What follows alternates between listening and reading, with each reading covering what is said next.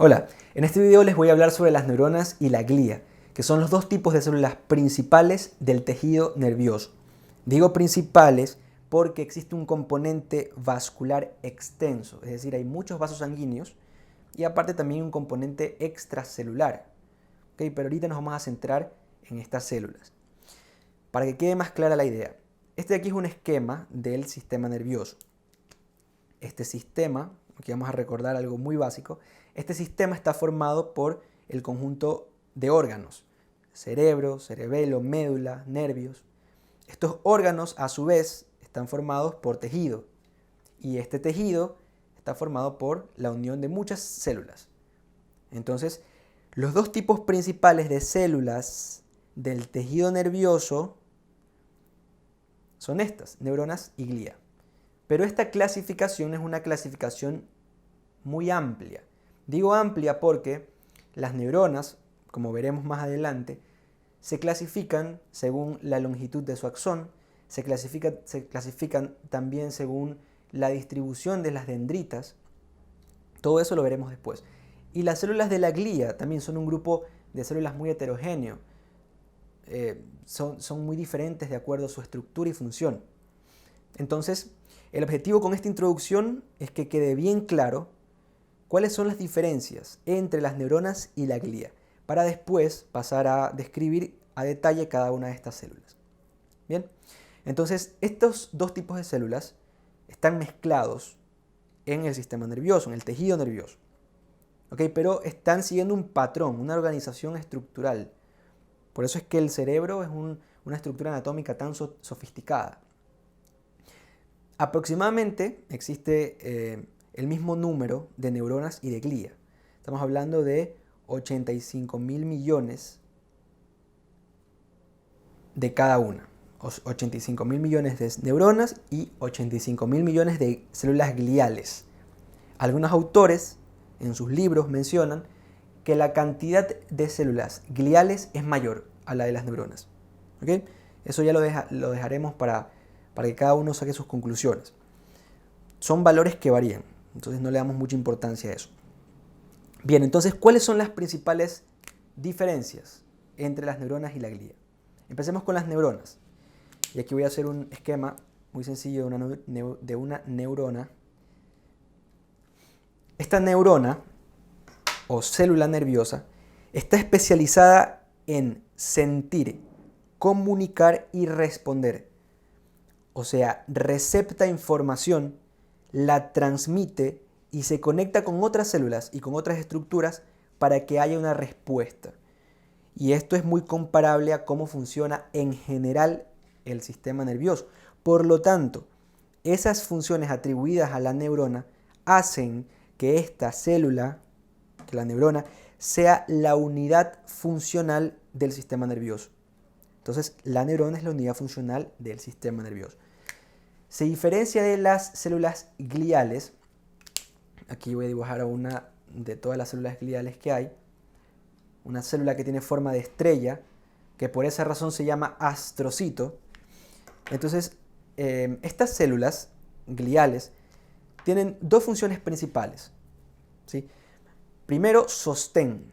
Se le dan soporte o sostén a las neuronas y le brindan nutrición, nutrientes. Gracias a las células gliales, las neuronas sobreviven. Y bueno, hay otros factores que vamos a ir estudiando en este video. Pero esas son las dos principales. Sostén físico y nutrición. ¿Ok? Entonces, la glía, de hecho, glía significa en griego pegamento. ¿Sí? Pegamento. Viene del griego glía, que significa pegamento. Entonces, digamos que acá están, vamos a poner aquí una neurona, por acá está otra neurona, dos neuronas, y en el intersticio están estas células dándole soporte.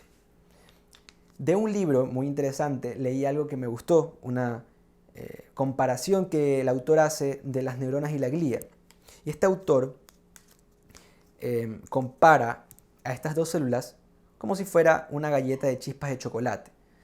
Entonces, las chispas de chocolate están flotando en esa masa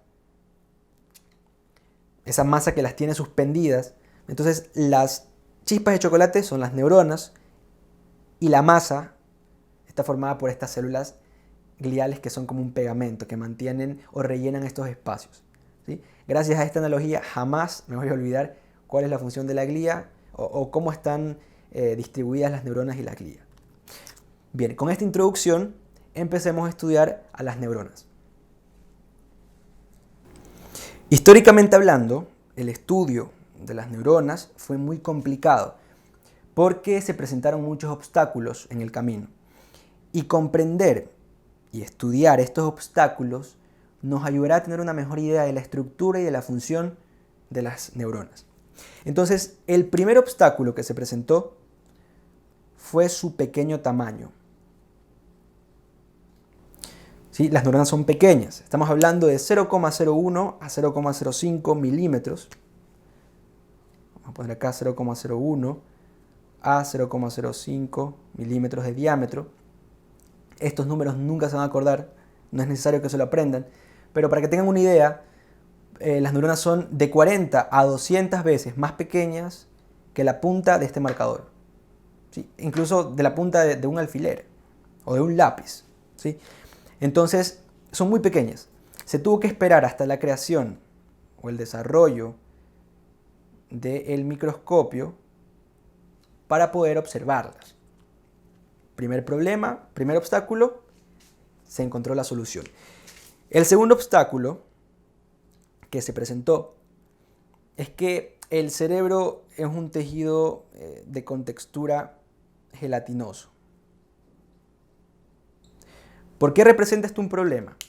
Para poder estudiar bajo el microscopio los tejidos, es importante que los cortes sean muy finos, para que sí exista solamente una capa de células y estudiarlas.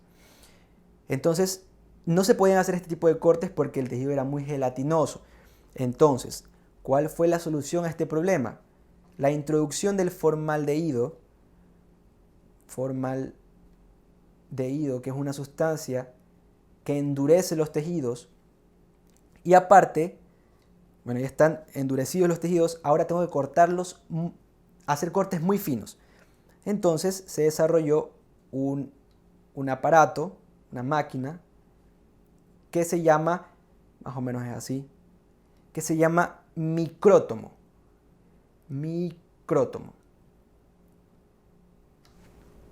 Con el micrótomo, entonces salían cortes muy finos que se los podía poner en el microscopio y estudiar las células. Listo, perfecto. Luego aparece otro problema, otro obstáculo. Es que cuando pusieron las láminas bajo el microscopio, había un color uniforme. Solo se veía una capa.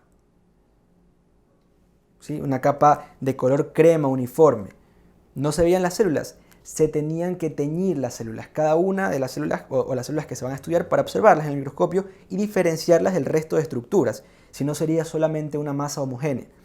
Entonces aquí es cuando se desarrollan las tinciones. ¿Sí? Aquí se desarrollan las tinciones y dos personajes importantes entran aquí. El alemán, un psiquiatra alemán llamado Franz Nissl, ¿verdad? Utiliza una tinción que se llama violeta de Crecilo. Yo les haré un video sobre tinciones. Pero este tipo de tinción aislaba o separaba las neuronas de la glía. Y bajo el microscopio se veía algo más o menos así. ¿Okay?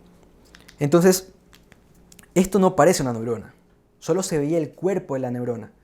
Entonces, en un futuro próximo, otro amante de la neurociencia, me refiero a Camillo Golgi, desarrolla una tinción y utiliza nitrato de plata y tiñe las neuronas a estas láminas de tejido, y entonces observa que no solo se trataban de unos cuerpos, sino que tenían prolongaciones. Y ahí es cuando por primera vez se ve a la neurona completa, gracias a esta tinción, a la tinción de Golgi. Actualmente también se utiliza la tinción de Nissl. Pero estas dos tinciones tienen una importancia tanto en la historia como en el desarrollo de la neuroanatomía. Bien, de aquí que Golgi tenía una teoría. Al estudiar las neuronas ya descubrió que las neuronas tienen un axón y tienen dendritas. Comenzó a estudiar y estableció una teoría, la teoría de Golgi, y él decía que todas las células, todas las neuronas, estaban conectadas como si fueran capilares. ¿Sí? Vamos a poner, esta es una neurona, esta es otra. Si se dan cuenta que están comunicándose, están como conectadas, como si fueran capilares, haciendo una sola masa, un solo conjunto. Esta teoría se llama teoría reticular, de red, establecida por Camillo Golgi. Él decía eso. ¿Sí? En la actualidad sabemos que no funciona así. Luego, otro personaje, voy a ponerlo acá, que es importante que sepan esto. Otro personaje llamado Santiago Ramón y Cajal, ¿sí? Fue un médico español. Santiago Ramón y Cajal tenía otra teoría. Él decía, no, las células, las neuronas no están conectadas como si fuera una red. Están comunicadas, pero se tocan entre ellas. No están fusionadas, se tocan. Entonces, Santiago Ramón y Cajal establece otra teoría que se llama la doctrina neuronal. La doctrina neuronal. Y esta es la teoría que está aceptada en la actualidad. ¿Qué es lo que pasaba? En este entonces solamente estaba el microscopio óptico. Y en el microscopio óptico parecía como si todas las células estuvieran juntas, pero fusionadas, como pensaba Camilo. ¿Sí? Santiago Ramón y Cajal, no sé cómo lo hizo, pero sacó una teoría que se la confirmó después cuando se desarrolló el microscopio electrónico en 1950. Recién con el desarrollo del microscopio electrónico se pudo ver que las neuronas estaban tocándose y no estaban fusionadas. ¿Okay?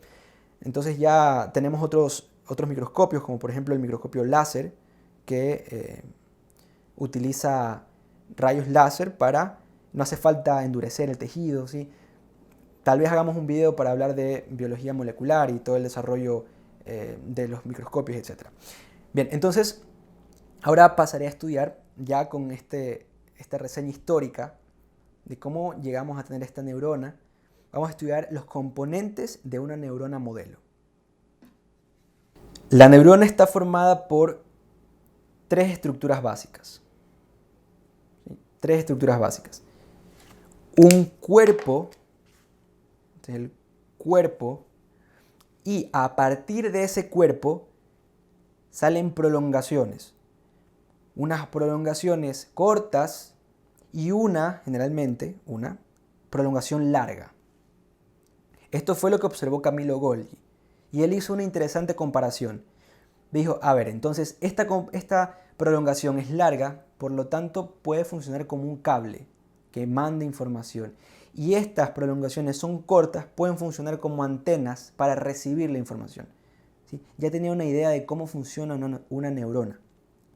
Bien, volvamos. Entonces, la neurona está formada por un cuerpo, por prolongaciones, ya sean largas o cortas, que en su conjunto se llaman neuritas. Las prolongaciones cortas se llaman dendritas y la prolongación larga se llama axón. ¿Ok? Las dendritas y el axón en conjunto se llaman neuritas. Muy fácil. Entonces, en este momento les voy a explicar todo lo que está dentro del cuerpo de la neurona. Bien, entonces este es el cuerpo de la neurona. Aquí está el axón y por acá están las dendritas. Ahorita solo me interesa el cuerpo. ¿Sí? Entonces, este cuerpo lo podemos llamar cuerpo o también lo podemos llamar soma. O también lo podemos llamar pericarion. ¿Qué quiere decir pericarion? Peri es alrededor y carion, núcleo. El núcleo que está en el soma, generalmente es un núcleo grande. Entonces, todo lo que está alrededor del núcleo, o sea, esto, se llama cuerpo o soma. ¿Sí? Bien, entonces empecemos a estudiar el núcleo. Dentro del núcleo, esto es básico, dentro del núcleo está la información genética, está el ADN. Entonces, no voy a entrar aquí a detalle en cuanto a la replicación de ADN, eso merece un video entero de 10 horas, pero quiero que quede bien claro el dogma de la biología molecular, ¿sí?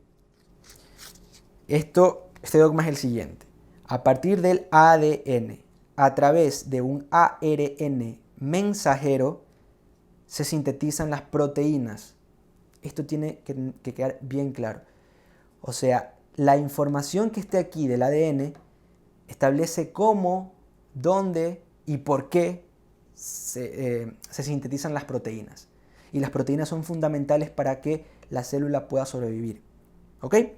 Perfecto. Dentro del núcleo, el ADN, que está desenrollado. Y aquí quiero hacer un paréntesis. ¿Por qué es importante saber esto de que si está desenrollado o enrollado? Para que una célula se multiplique, el material genético también tiene que multiplicarse, tiene que irse con la otra célula que se divide, ¿verdad? Pero para que pase esto, el ADN tiene que estar condensado. ¿Sí? ¿Se han visto este dibujito así? De los cromosomas, las cromatinas. Tiene que estar condensado, no así desbaratado. Fácil. Si está desbaratado simplemente es porque la célula no se va a dividir. ¿Sí? ¿Y por qué importa esto? Generalmente el tejido nervioso no se regenera, ¿sí? Porque las células no se dividen, salvo en ciertas regiones del sistema nervioso.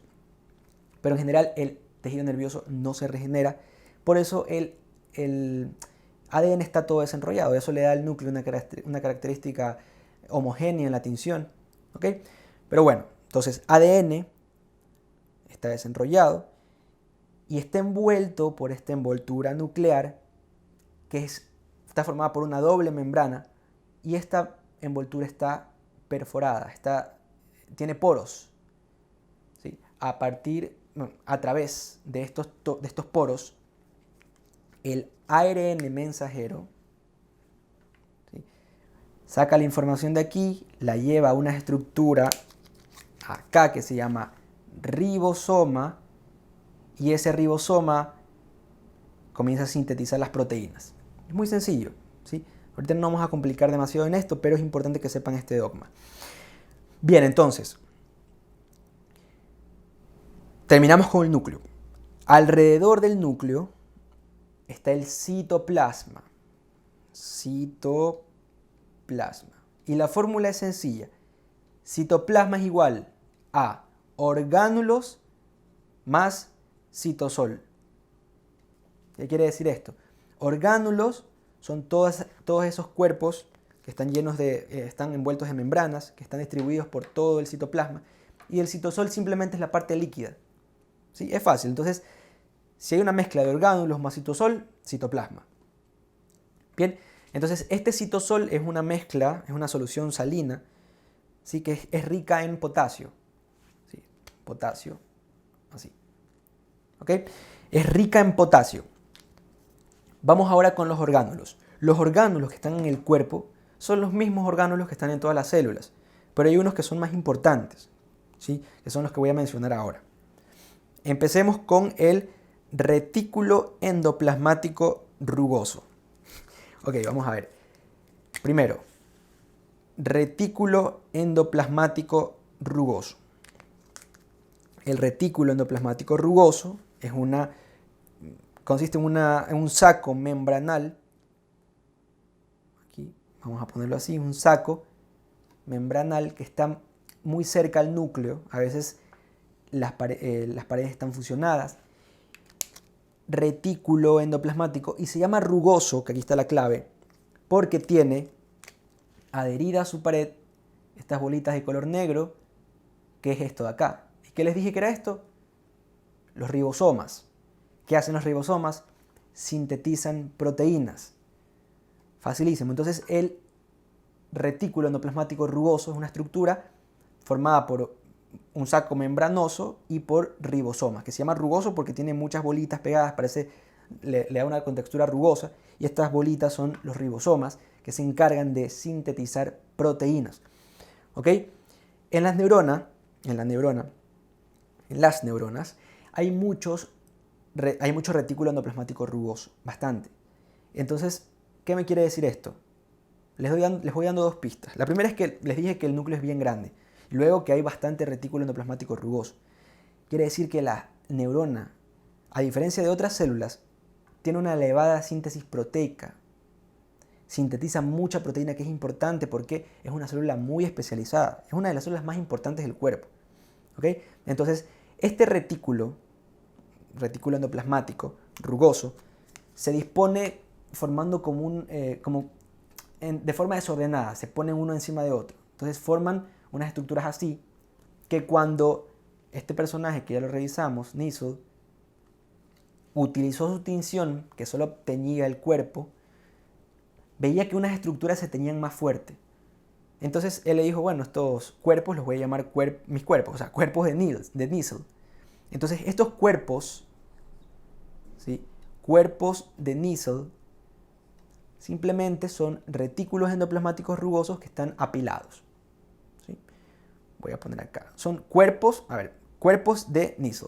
Fácil. Bien, entonces, hasta ahí con el retículo endoplasmático rugoso. Fácil. Vamos con el retículo endoplasmático liso. Entonces, tenemos un retículo endoplasmático rugoso, entonces hay un retículo endoplasmático liso. ¿Sí? Lo que hace el retículo endoplasmático liso, y se llama liso porque no tiene ribosomas, vamos a ponerlo por acá, es regular el calcio. ¿Sí? Ahorita no importa tanto, regula el calcio, quédense con esa idea. Vamos a otro. Aparato de Golgi. ¿Sí? El aparato de Golgi, vamos a ponerlo por acá. ¿Sí? ¿Cuál es la función? Que es importante también. 3. Aparato de Golgi, así como el científico de la tinción de Golgi, él mismo descubrió este orgánulo. Entonces, aparato de Golgi. ¿Qué hace el aparato de Golgi? Este aparato de Golgi coge estas proteínas del ribosoma y le pone encima carbohidratos. ¿Sí? Le pone carbohidratos encima, y lo más importante en la neurona es que forma unas vesículas, ¿sí? Como unos saquitos. Unas vesículas, aquí comienza a sintetizar unas vesículas, que ya veremos que estas vesículas adentro tienen neurotransmisores, y estas vesículas viajan por el axón, viajan hasta el terminal del axón, y ahí se libera el neurotransmisor, y por eso la célula se comunica con otra. Eso se llama sinapsis, y eso lo vamos a ver en un video aparte. Pero bueno, el aparato de Golgi forma vesículas. Importante, forma vesículas. Otro organelo importante acá, vamos a ponerlo aquí, este organelo. Esta es una mitocondria. 4. Mitocondria. La mitocondria es importantísimo para un organelo importantísimo para la respiración celular. Esto es fácil, no vamos a complicarnos con bioquímica ahorita, pero lo que hace es coger ácido pirúvico, lo une con oxígeno y forma ATP, y bueno, CO2, pero forma ATP. ATP es, digamos, la moneda energética de la célula. Gracias al ATP se producen todos estos procesos increíbles que pasan dentro de la célula. Entonces, cada vez que ustedes vean mitocondria, acuérdense siempre de ATP. ¿Sí? ATP, que es la moneda energética. Para que funcione todo esto necesitas estar, así como cuando vas a los juegos mecánicos, necesitas una moneda para que funcione. El ATP es esa moneda. Bien, entonces, Golgi, mitocondria, retículo endoplasmático liso, rugoso. Me queda algo importante. El esqueleto del cuerpo. Se dan cuenta que el cuerpo tiene una forma como poco tridimensional. Toda esta disposición se debe a que hay unas estructuras que forman el esqueleto, que están así dispersas. Forman el esqueleto de la neurona. Entonces, este esqueleto de la neurona está formado principalmente por los microfilamentos, los neurofilamentos y los microtúbulos. Sí, voy a poner aquí. Entonces, microfilamentos, luego están los filamentos. Y luego están los microtúbulos. Son estructuras, estas tres, son estructuras tridimensionales que le dan la estructura tridimensional a la neurona. ¿Ok? Los he puesto en orden de tamaño. ¿Sí? Los microtúbulos son los más grandes. Y los microtúbulos están dispuestos en el axón. Y son los que más nos interesan ahora. Bueno, cuando les hable sobre transporte. Quédense con esta idea. Entonces, estas estructuras, no importa si no se acuerdan los nombres ahorita, son las responsables de darle, digamos que, el caparazón a la neurona, esa estructura tridimensional. ¿Bien? Entonces, los microtúbulos importantes para el transporte, ya les voy a explicar eso después. Y aquí también quiero detenerme en explicarles algo interesante. Voy a poner aquí un microtúbulo. Voy a hacerlo aquí con color azul. ¿Ya? Digamos que ese es un microtúbulo. Si yo hago un acercamiento al microtúbulo, vamos a hacer el acercamiento para acá, ¿sí? En esta zona de aquí. Este microtúbulo está formado por la unión de unas proteínas, así, en forma como de espiral. Espero que se entienda el dibujo. Son varias proteínas que están como un collar de perlas, enrollado y alargado. Cada una de esas proteínas se llaman tubulinas. Tubulinas. Perdón por el desorden, espero que ustedes en sus apuntes lo hagan un poco más ordenado.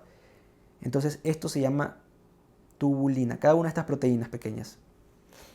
¿Ok?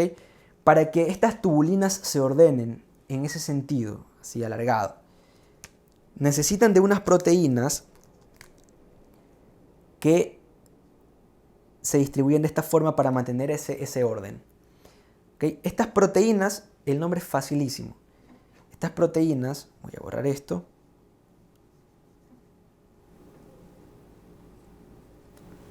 Sí, en conjunto, perdón, se las conoce como MAP.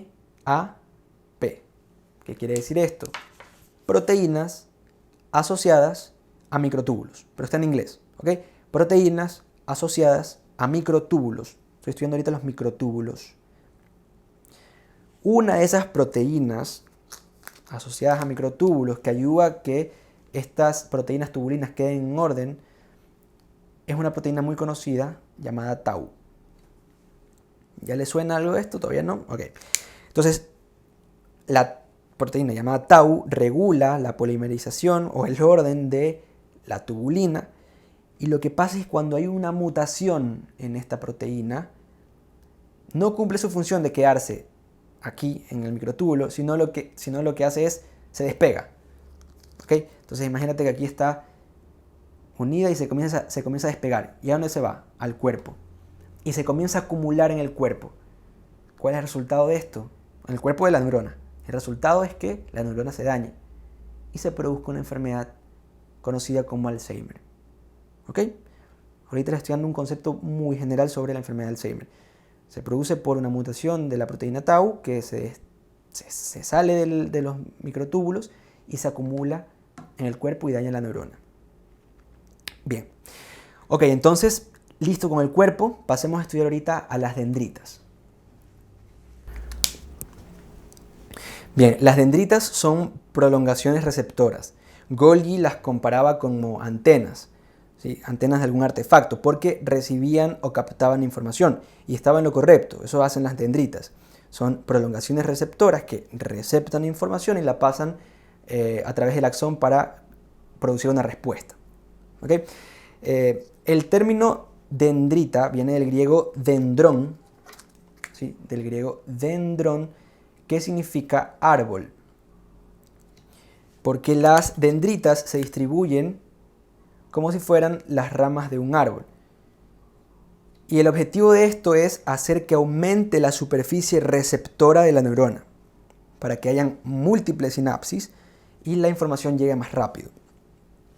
Entonces, esto en conjunto podríamos llamarlo como arborización dendrítica. ¿Okay? Entonces, en general, el contenido del soma y de las dendritas es prácticamente similar, o sea, están los mismos orgánulos que estudiamos, a excepción del aparato de Golgi. Es decir, aquí puedo encontrar ribosomas, puedo encontrar mitocondrias, ¿sí? Pero no voy a encontrar aparato de Golgi. ¿Sí? Generalmente no hay. Otra característica interesante es que las dendritas terminan en punta. ¿Sí? Su diámetro se va reduciendo a medida que se va alejando del cuerpo. Esto es una flecha. ¿Sí? Aquí está la dendrita. Y termina generalmente en punta. A diferencia del axón, el axón mantiene su diámetro en todo su recorrido. ¿Sí? Ya vemos que en el final, ya cuando estudiamos axón, se ensancha y forma el botón sináptico. Eso ya lo vamos a ver después. Bien, entonces algunas dendritas, voy a hacer aquí el dibujo, algunas dendritas tienen espinas en su superficie. ¿Sí? Esto es una dendrita y vemos que tiene como espinas. Entonces esto también hace que las dendritas aumenten su superficie para que haya una sinapsis más rápida. Aquí hay algo interesantísimo. Existe una relación cercana con discapacidad intelectual y el desarrollo de las dendritas, de las espinas dendríticas. ¿Okay? Esta es una dendrita y estas son las espinas dendríticas. Si es que nosotros revisamos una dendrita de un feto en desarrollo, revisamos las espinas, vamos a ver algo más o menos así. ¿Sí? Están como alargadas, ¿sí? No como estas, ¿sí ven? Están así como que alargadas, se están recién desarrollando, perdón. Por aquí también hay como estructuras tridimensionales que tienen que ajustarse para que se acorten estas espinas. Entonces, esta es una espina, si se ve una espina de un feto que se está desarrollando. Y así mismo, así igualito, se ve una espina dendrítica de un joven o un adulto con un tipo de deficiencia intelectual o discapacidad intelectual. Entonces tiene que haber una relación. Hay estudios que demuestran que cuando las espinas dendríticas no están desarrolladas adecuadamente, la persona desarrolla, pero hay muchos factores. ¿Sí? No digo que el hecho de tener las espinas dendríticas así desarrolle una deficiencia intelectual. Pero bueno, esto aquí como un dato curioso. Bien, eso es lo que tengo que hablar sobre las dendritas. Pasemos a estudiar ahorita el axón. El axón es una estructura que está presente solamente en las neuronas. Es una estructura que es exclusiva para las neuronas. Entonces, esta estructura está especializada en la transferencia de información. Transfiere información. Recordemos la analogía que hizo Golgi. Él dijo que un axón es semejante a un cable y que las dendritas son semejantes a antenas, a unas antenas. Entonces, este axón, que es la prolongación más larga del cuerpo, puede extenderse hasta 1 metro de longitud. E incluso puede llegar a medir mucho más. Algo que caracteriza al axón es su diámetro que permanece estable. ¿Sí? Es un diámetro uniforme. A diferencia de la dendrita, que como ya estudiamos, termina generalmente en punta. Pero el axón mantiene su diámetro, ¿sí?, hasta el final, que ya vemos que hay unas arborizaciones, ya les voy a explicar eso. Entonces se dice que a mayor diámetro del axón hay una mayor conducción del impulso nervioso. ¿Sí? A pesar de que el diámetro es uniforme, algunos axones presentan en la mitad de su recorrido, por ejemplo, aquí, una estructura sobresaliente en forma de botón. ¿Sí? Como tiene forma de botón y está en el paso, entonces esta estructura se la conoce como botón en paso, que generalmente se la escribe en francés. Y esta estructura me sirve para realizar sinapsis. Por ejemplo, si por acá en este axón pongo un botón de paso, una dendrita fácilmente puede hacer sinapsis en ese botón. ¿Sí? Es fácil. El axón también da ramas colaterales. Generalmente las ramas colaterales son en ángulo recto. ¿Sí? Aquí vemos ramas colaterales que salen en ángulo recto. ¿Cuáles son los límites del axón? El límite proximal, es decir, el límite que está cerca del cuerpo, se llama cono axónico. Cono axónico. El límite distal es este. ¿Ok? Todo esto se llama terminal axónico. Terminal axónico. Este terminal axónico, como podemos ver aquí, se divide en ramas, se arboriza. ¿Sí? Por esa razón también recibe el nombre de telodendrón. La definición de telodendrón es la rama distal de un axón que se ramifica, ¿ok? Se arboriza. Y vemos que la parte más distal de este terminal axónico es un abultamiento que, si hacemos un acercamiento a este abultamiento, vemos que tiene forma de botón. Por lo tanto, la parte más distal se conoce como botón sináptico. Este botón sináptico se une con una dendrita o con una célula, libera neurotransmisores y se produce una respuesta en un proceso que se llama sinapsis, que se los voy a explicar en un video aparte. Muy bien, entonces, estudiemos cuáles son los organelos que están dentro del axón y dentro del botón sináptico. Entonces aquí hacemos el dibujo de la parte terminal del axón y aquí un botón sináptico. Esta línea azul delimita la membrana del axón. ¿Ok? Entonces, ¿cuáles son los organelos que están aquí adentro? Existen tres organelos principales. Primero están los microtúbulos.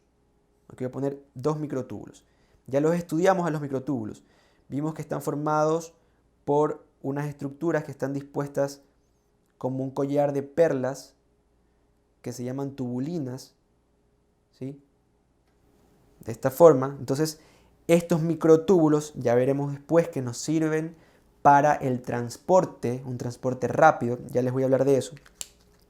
Aparte de estos organelos, o sea, de los microtúbulos, están las vesículas sinápticas, que son unas vesículas, son unos sacos que tienen adentro neurotransmisores, ¿sí?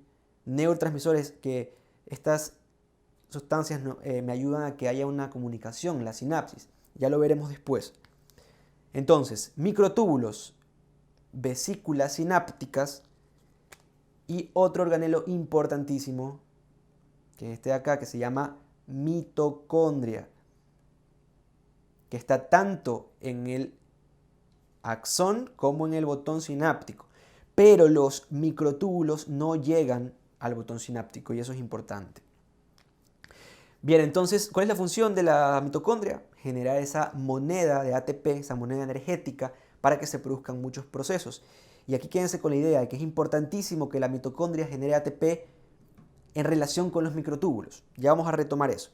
Entonces, vemos algo importante. Aquí en el axón no hay retículo endoplasmático rugoso. ¿Se acuerdan de eso? El retículo endoplasmático rugoso, que está acá en el cuerpo, se llama rugoso porque tiene ribosomas en su membrana y estos ribosomas me ayudan con la síntesis proteica, que es importantísimo para que la neurona mantenga su función y mantenga su estructura. Si no tiene estas dos, se muere la neurona.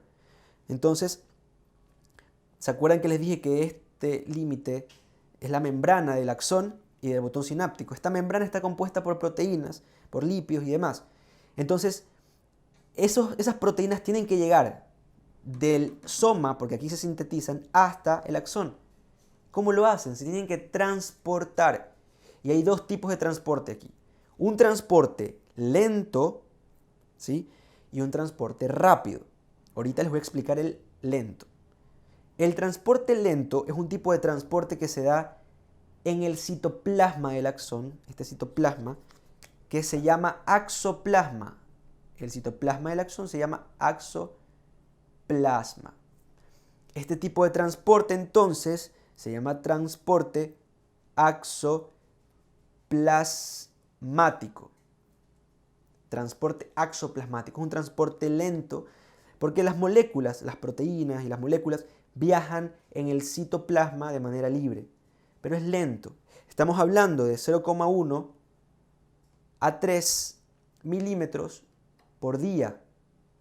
Y hay axones que tienen metros de longitud, 1 metro hasta 2 metros de longitud. ¿Sí? 2 metros exagero, pero 1 metro hasta 1 metro pueden llegar.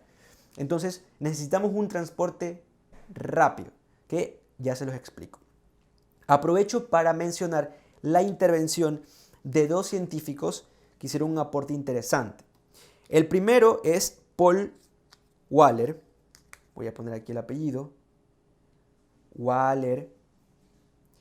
Este señor se dio cuenta que cuando se separa la parte proximal del axón, la parte distal inmediatamente se degenera, se destruye.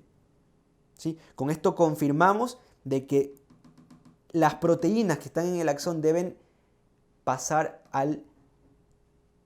las proteínas que están en el soma deben pasar al axón. El axón no puede generar proteínas por sí solo, depende del cuerpo. Entonces, este tipo de degeneración, de destrucción, Waller la llamó degeneración walleriana, por su apellido. Entonces, si le damos un concepto a la degeneración walleriana, podemos decir que es la destrucción o destructuración del axón por una lesión en la parte proximal. Generalmente se debe a una isquemia del sistema nervioso central. Ya eso lo revisaremos en otros videos a detalle.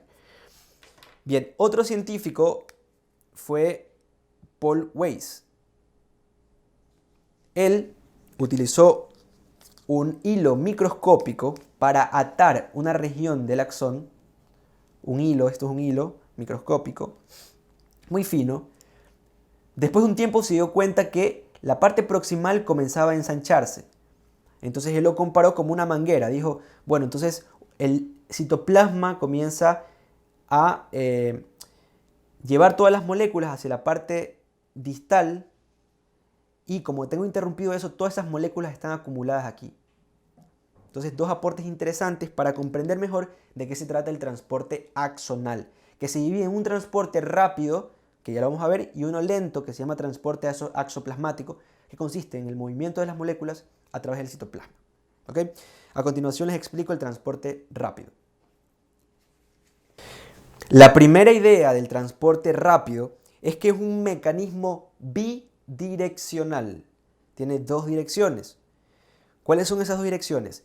Del soma o cuerpo, que no lo vemos aquí en este dibujo, hacia el botón sináptico, es decir, en esta dirección, ese tipo de transporte se llama transporte anterógrado. Transporte anterógrado. Y un transporte que va del botón sináptico hacia el cuerpo, hacia el soma, que se llama transporte retrógrado. Bien, entonces, ¿cuáles son los componentes del transporte rápido? ¿Cuáles son esos organelos que están incluidos en este tipo de transporte? Primero, los microtúbulos. Voy a hacer solamente un microtúbulo aquí. ¿Ok? Entonces, primer componente, primer organelo, microtúbulo. De ahí, proteínas. ¿Qué proteínas? Dependen del transporte. Si hablamos del transporte anterógrado, las proteínas que están ancladas o están relacionadas al microtúbulo, ¿sí?, que funcionan como pies, ya veremos eso, se llaman cinesinas. ¿Ok? Vamos a poner el nombre aquí. Estas proteínas se llaman cinesinas. En algunos libros van a encontrarla como quinesina. Esta proteína está relacionada al microtúbulo, pero no está adherida de forma estática, sino se relaciona de cierta forma que esta proteína se desplaza unida al microtúbulo. Bien, la proteína que está encargada de movilizar moléculas o estructuras desde el botón hacia el soma tiene otro nombre, ¿sí? Se llama dineína. Dineína. Okay, aquí ponemos el nombre. Esta proteína se llama dineína. Bien, entonces, estas proteínas se unen al microtúbulo y se encargan de transportar moléculas. ¿Qué moléculas transportan? Por ejemplo, el transporte anterógrado se encarga de movilizar, por ejemplo, mitocondrias, que sabemos que están aquí las mitocondrias. Vamos a dibujar una aquí. Mitocondrias, por ejemplo, materiales de bajo peso molecular, como por ejemplo calcio, aminoácidos, monosacáridos. Y acá lo más importante, también moviliza esto de acá, vesículas sinápticas. Vesículas sinápticas que adentro tienen neurotransmisores. Entonces, estas vesículas, a través del transporte anterógrado, llegan hasta el botón sináptico, gracias a la cinesina, se sueltan de la cinesina y luego se fusionan con la membrana del botón sináptico para liberar estos neurotransmisores, y luego estos neurotransmisores se unen a receptores, ¿sí? Se unen a receptores de la célula, ya sea una dendrita o sea, por ejemplo, digamos que es una célula muscular, y gracias a esta unión de los receptores se produce una respuesta, ¿sí? Este proceso se llama sinapsis y lo estudiamos en otro video de detalle. Bien, para eso me sirve el transporte anterógrado. Ahora, el transporte retrógrado, ¿para qué me sirve? Gracias al transporte retrógrado yo puedo devolver hacia el soma estas vesículas vacías, que podemos llamarlas vesículas recicladas, para que vayan al soma y se rellenen otra vez de neurotransmisores. Recuerden que estas vesículas se forman en el aparato de Golgi, que no lo podemos ver acá porque no he dibujado el soma. Aparte de las vesículas recicladas, este transporte retrógrado también me sirve para enviar hacia el cuerpo desechos e incluso moléculas absorbidas por endocitosis. Sí, aquí hago un paréntesis. Recuerden, exocitosis es ese proceso en el que una célula elimina de su citoplasma moléculas, fusionando la membrana y liberándola. Aquí como está pasando con los neurotransmisores. Lo contrario es la endocitosis, que es cuando hay una invaginación de la membrana plasmática y esta célula absorbe moléculas. ¿Ok? Entonces, las moléculas absorbidas por endocitosis también viajan a través del transporte retrógrado. Y acá me voy a detener para explicar algo. Por medio de la endocitosis y a través del transporte retrógrado, la célula se alimenta y sobrevive. ¿Sí? Muchos tejidos del cuerpo humano sintetizan unos factores de crecimiento que se llaman neurotrofinas, ¿sí? Que son factores de crecimiento. Estos factores de crecimiento, los más conocidos son el NGF, que significa factor de crecimiento de neuronas, y el BDNF, que significa factor neurotrófico derivado del cerebro. La B es de brain, cerebro. Estos factores de crecimiento ingresan a la célula por endocitosis. Por ejemplo, digamos que aquí está el NGF, se acerca a la célula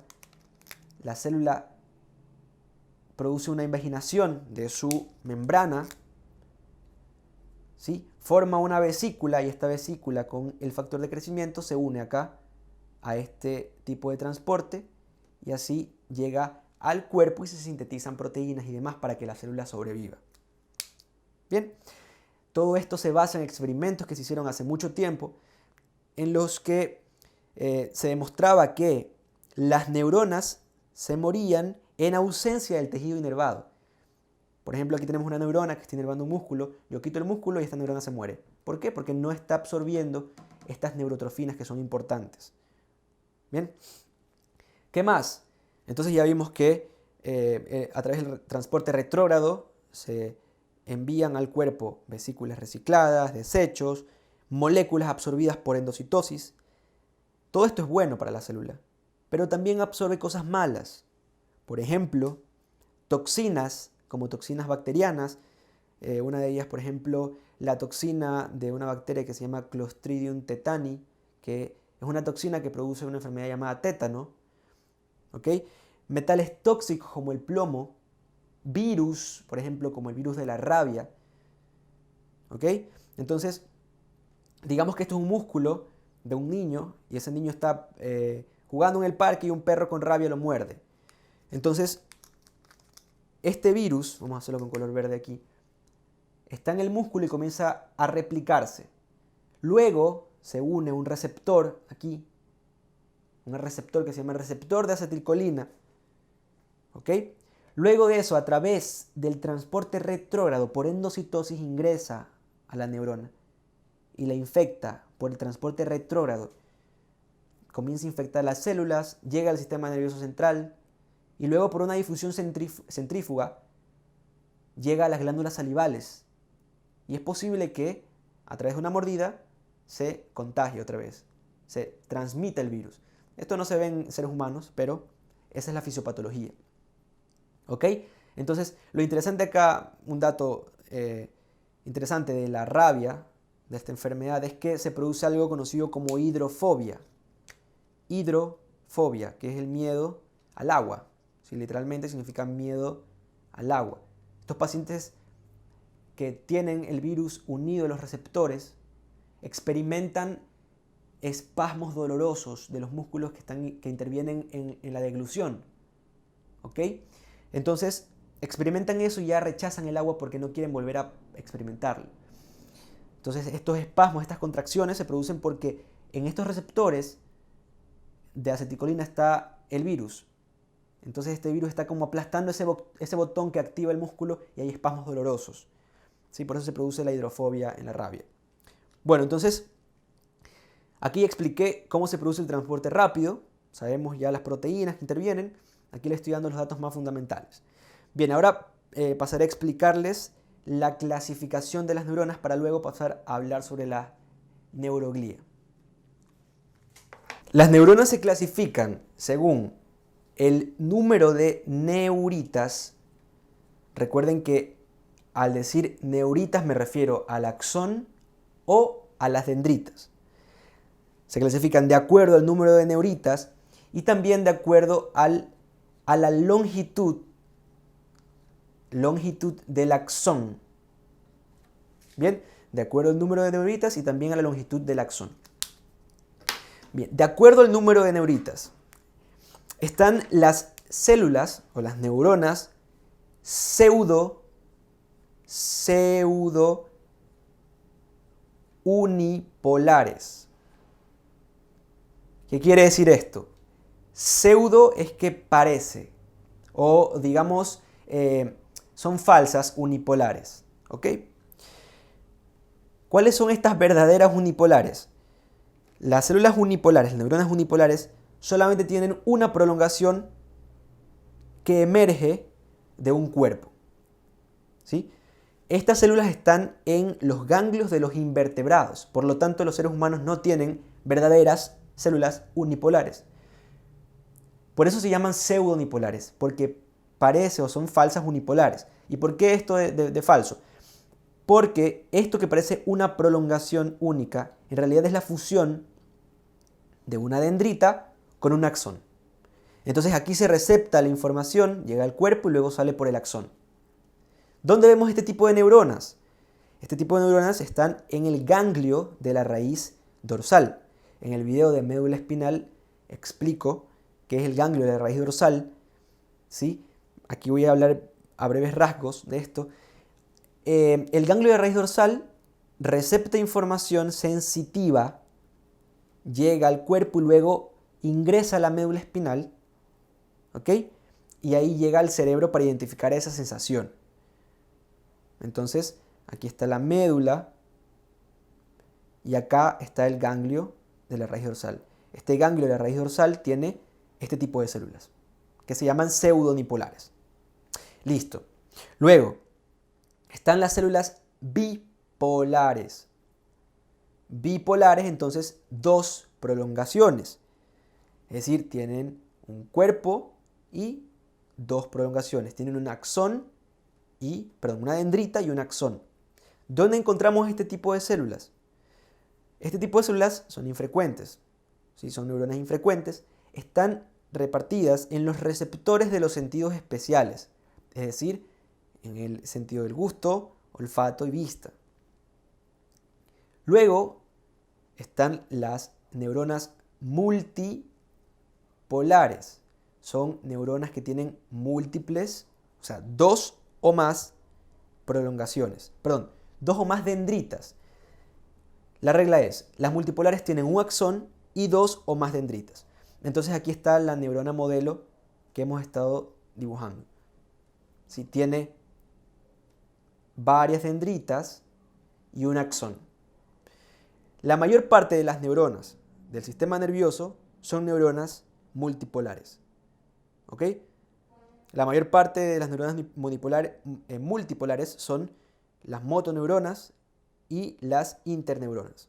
¿Sí? Eso ya lo veremos cuando veamos corteza. Listo. Entonces, según el número de neuritas, pseudonipolares, bipolares y multipolares. Según la longitud del axón, están las neuronas de Golgi tipo 1, que son de axón largo, ¿ok? Que miden 1 metro hasta más. Generalmente son neuronas motoras. Y están las células de Golgi tipo 2, que son de axón corto. Generalmente tienen forma estrellada, ¿sí? Y están en la corteza cerebral y cerebelosa. Existe otra clasificación, podemos clasificar a las neuronas de acuerdo a su función. De acuerdo a su función, podemos clasificarlas en neuronas sensitivas, neuronas motoras y también en interneuronas. Las sensitivas, por ejemplo estas, receptan sensibilidad y la llevan al sistema nervioso central. Las neuronas motoras recogen información del sistema nervioso central y por medio de una eferencia mandan la información, por ejemplo, a un músculo para que se contraiga. Y las interneuronas, como el nombre lo menciona, están relacionando las neuronas entre sí, conectando las neuronas. ¿Sí? Eso lo veremos cuando estudiamos corteza cerebral.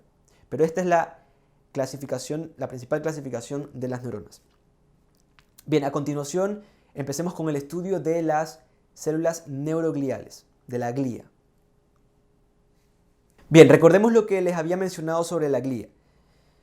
La glía está formada por células que no reaccionan ni propagan impulsos nerviosos, no son como las neuronas.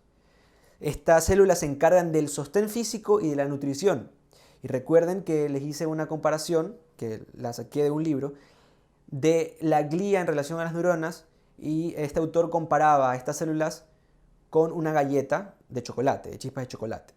Bien, entonces estas células forman uniones en el intersticio entre las neuronas.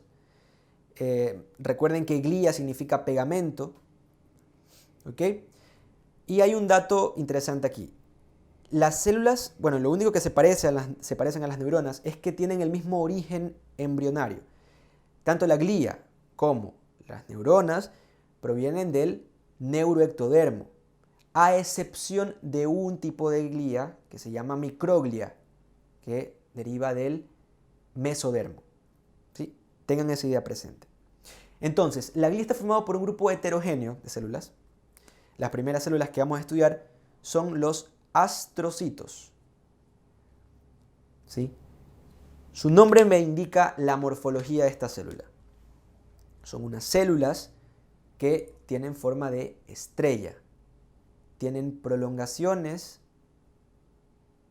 ¿ok?, que terminan en pies. ¿Sí? Esto se llama pie terminal. Pie terminal.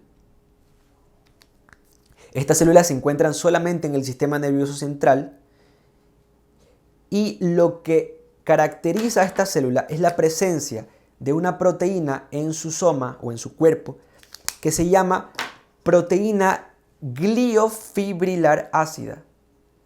Proteína gliofibrilar ácida. ¿Por qué es importante saber eso? Esta proteína que está en el cuerpo sirve como un marcador para identificar a los astrocitos en inmunohistoquímica. ¿Sí? Tienen que saber eso, no hace falta que ahorita se aprendan el nombre, pero tienen que saber que esta proteína está presente en el astrocito y solamente en el astrocito, y gracias a eso yo puedo identificar al astrocito gracias a un proceso que se llama inmunohistoquímica. ¿Sí? Estas prolongaciones de los astrocitos pueden ser largas o cortas. Estas prolongaciones pueden ser largas o cortas. Las prolongaciones que son largas están presentes en un tipo de astrocito llamado astrocito fibroso. Fibroso. Este astrocito fibroso está generalmente en la sustancia blanca.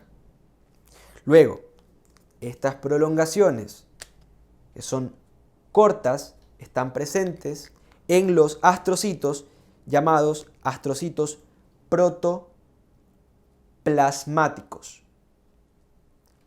Los astrocitos protoplasmáticos están generalmente en la sustancia gris.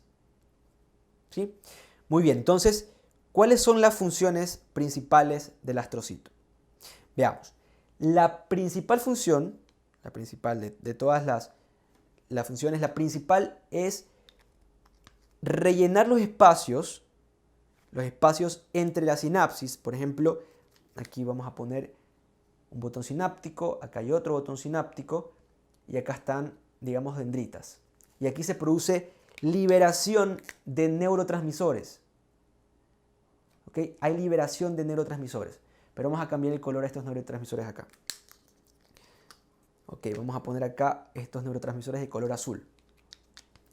Digamos que estos neurotransmisores acá excitan a la célula y los de acá la inhiben. ¿Ok? No es buena idea que estos neurotransmisores de acá pasen acá, si no excitarían esta célula que ahorita se está inhibiendo. Entonces la función principal de los astrocitos es ponerse justo en el intersticio y evitar que exista una difusión cruzada de neurotransmisores. Bien, principal función. Luego, otra función es limpiar a los neurotransmisores que están flotando. O sea, tienen receptores en su superficie, en su membrana, para los neurotransmisores y limpiar esta zona de neurotransmisores. Bien, esas son las principales funciones. Ahora, descubrimientos recientes demuestran que estos receptores que sirven para limpiar los neurotransmisores también hacen que la célula se comporte como una neurona que module información. ¿Ok? Entonces, aquí ya nos queda del lado el concepto que les dije al inicio de que solamente las neuronas son las responsables de propagar impulsos. Descubrimientos recientes demuestran que estas células también funcionan como una neurona comunicando o modulando información entre neuronas. Ahora, estos pies de los astrocitos están en contacto con vasos sanguíneos. Aquí hay un vaso sanguíneo. Vamos a poner un vaso sanguíneo y acá vamos a poner un axón de una neurona.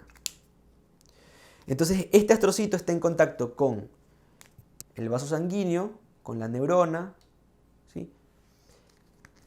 La función, el motivo de que el axón, de que el pie del astrocito esté unido al vaso sanguíneo es modular o controlar el flujo de sangre. ¿Cómo lo hace? Digamos que esta neurona está activa, el astrocito recepta esa información y lo que hace es hacer que el vaso sanguíneo se dilate y aumente el flujo para que llegue más sangre, más oxígeno a esa zona y la neurona trabaje más eficientemente. Súper interesante eso. También estudios recientes demuestran que estos astrocitos tienen una actividad neurogénica, o sea, son formadores de neuronas. Bien, listo. Estamos listos con los astrocitos. Pasemos a estudiar ahora el grupo de células que en conjunto se llaman células de la glía de mielinización, o sea, son células formadoras de mielina.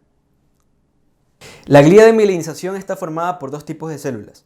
Los oligodendrocitos, que se encargan de sintetizar mielina en el sistema nervioso central, y las células de Schwann, que lo hacen en el sistema nervioso periférico. Los oligodendrocitos tienen más o menos esta forma. Tienen unas lengüetas que se enrollan sobre el axón y le dan mielina, ¿sí? Semejante a un pulpo. Las células de Schwann tienen más o menos esta forma. Bien, entonces estas células, son formadoras de mielina, ¿sí? Forman mielina. ¿Y qué es la mielina? La mielina es una capa gruesa y densa que es el resultado de la superposición, escuchen bien el concepto, el resultado de la superposición de la membrana plasmática de una misma célula. Por ejemplo, es la superposición de la membrana plasmática de la célula de Schwann o es la superposición de la membrana plasmática del oligodendrocito. ¿Y cómo se superponen estas membranas? Lo hacen enrollándose sobre el axón. Por ejemplo, este es un axón visto de frente, visto así, y acá está en contacto con una célula de Schwann. La célula de Schwann intenta enrollarse en el axón. Y a medida que se enrolla en el axón, el citoplasma que está dentro de la célula se escapa, ¿sí? Porque intenta ponerse densa, se enrolla tan fuerte y tan densamente que el citoplasma se escapa. El resultado es que las capas con escaso citoplasma queden superpuestas. Y así se forma la mielina. En algunas ocasiones quedan espacios como cisuras residuales de citoplasma. Estas cisuras se llaman cisuras de Schmidt-Lanternam.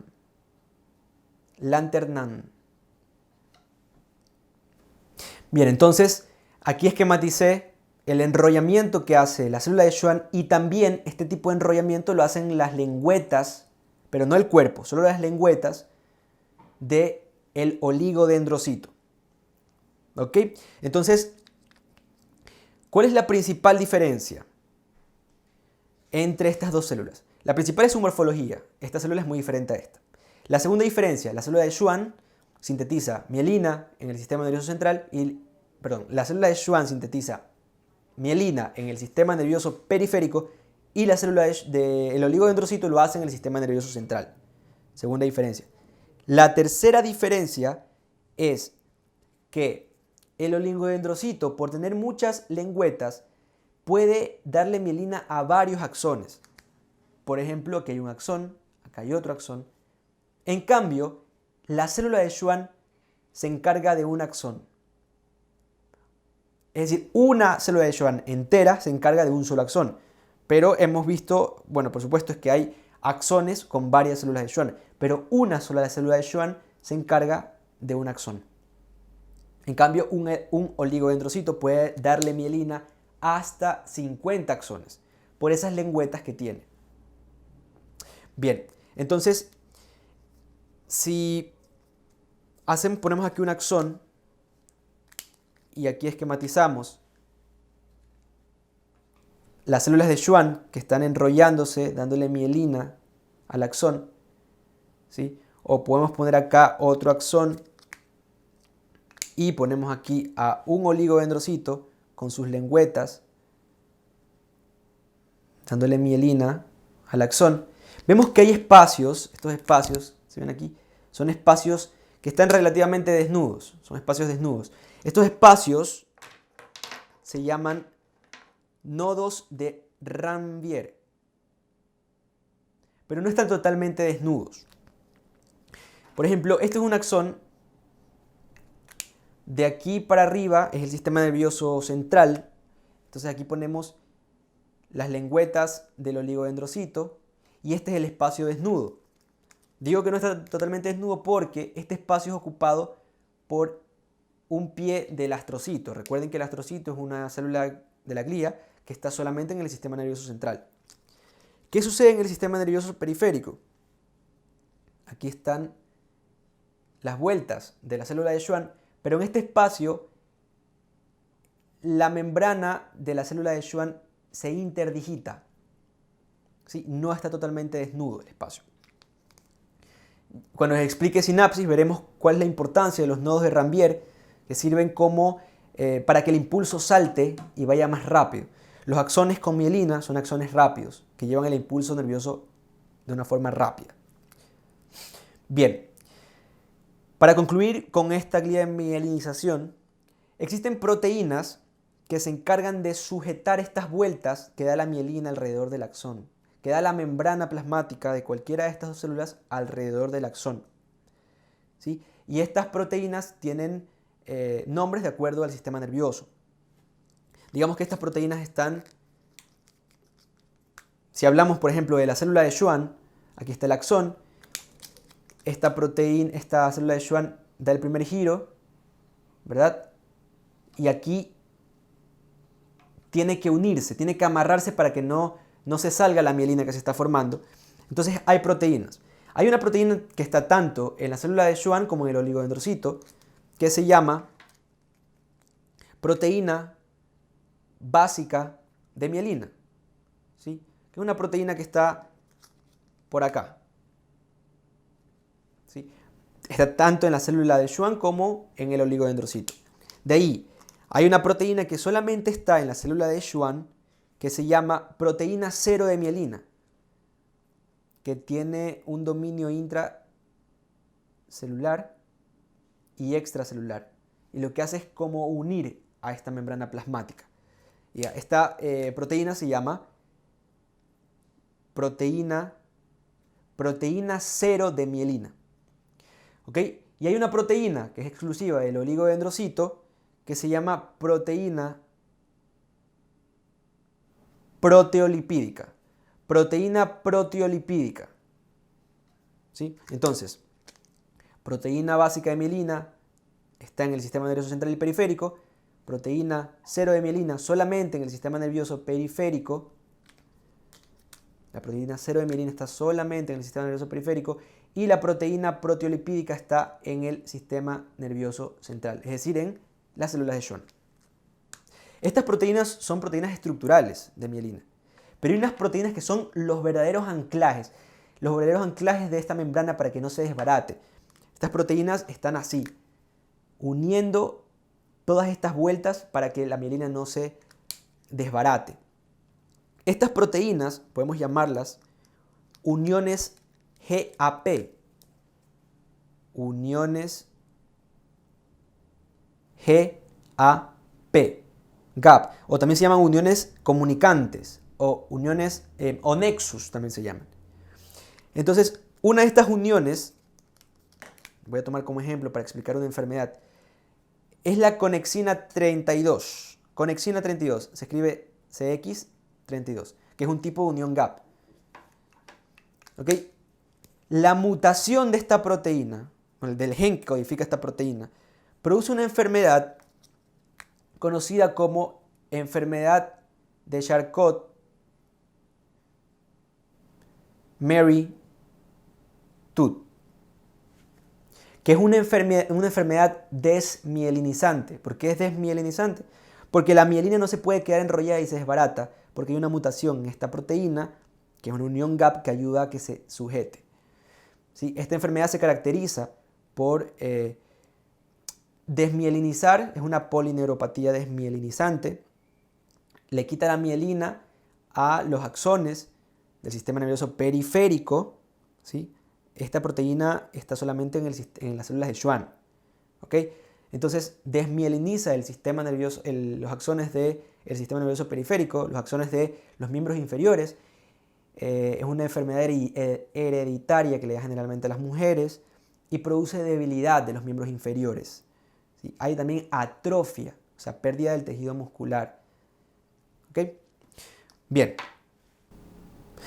Bien, para finalizar el estudio de la glía, me queda hablarles sobre la microglia, o las células de la microglia, y las células del epéndimo. ¿Ok? La microglia está formada por las células más pequeñas de la glía. Son unas células que tienen unas prolongaciones pequeñas, retorcidas, que tienen espinas. La función principal de estas células es funcionar como protectores inmunitarios del encéfalo y de la médula espinal. De hecho, son macrófagos especializados que viajaron por el torrente sanguíneo y se quedaron a especializarse en el sistema nervioso, ¿sí? En el sistema nervioso central. ¿Cuál es la función de estas células? Fagocitar. Fagocita desechos, fagocita neuronas muertas. Y en un último estudio se revisó que estas células, aparte de fagocitarse a las neuronas muertas, también fagocitan a las neuronas inactivas. ¿Sí? De aquí la importancia de mantener activo nuestro cerebro. Entonces, estas células tienen lisosomas que tienen enzimas. Estas enzimas ayudan a degradar esos desechos o esas neuronas que se fagocitan. Y se ha observado una notable actividad de la microglia en los enfermos con SIDA. El virus de la inmunodeficiencia humana, el VIH, no ataca a las neuronas, pero sí a la glía, ¿ok? A la microglia. Entonces, como conclusión, la microglia es una célula que deriva del mesodermo.